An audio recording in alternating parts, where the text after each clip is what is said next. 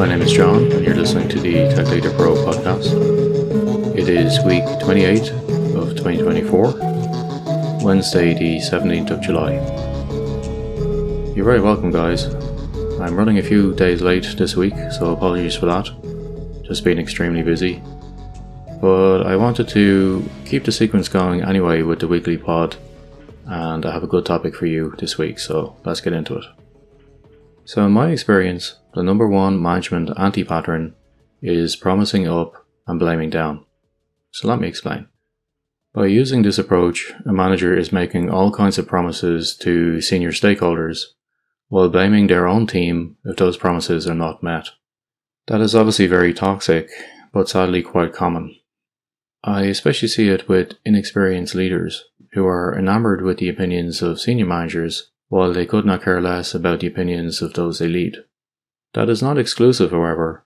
I've also seen it in experienced managers who come from organizations where such toxic behavior is the norm.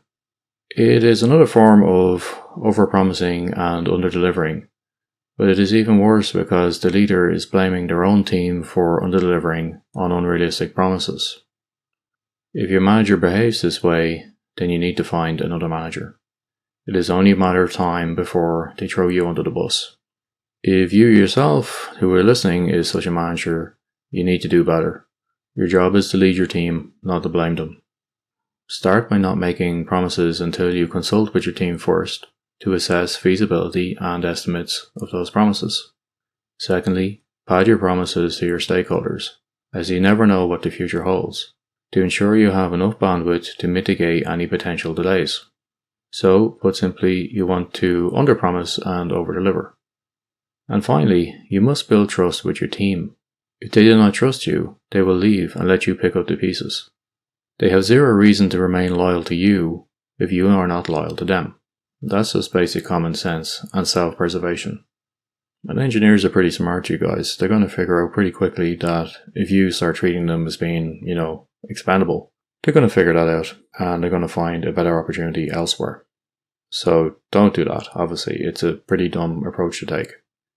In the short term, this approach may seem tempting to the manager, but eventually somebody senior will call your bluff on all of those promises and pin the ownership of those failures on you. And the thing is, guys, you have to think about your legacy. You have to think about how those that you led remember you. Do they remember you as that person who supported them, mentored them, always had their back, always helped out in a crisis?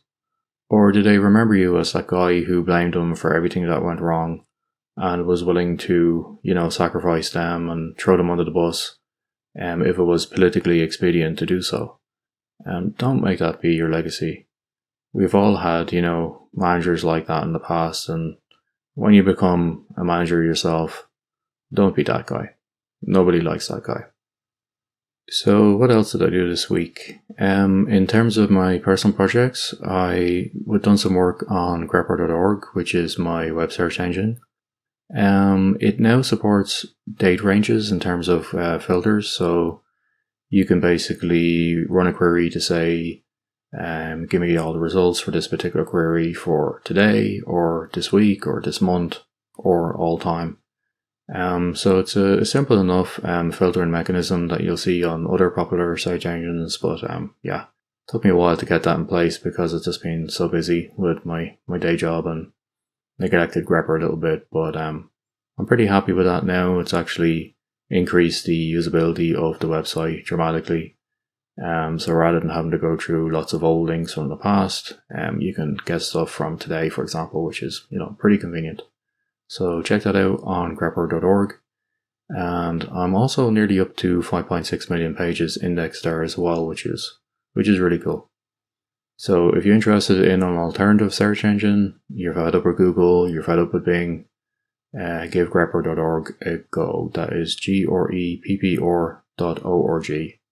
And enjoy. It's free, and it's also unfiltered, and there is no tracking there either, and no ads. Amazing, no ads. So check it out, tell your friends.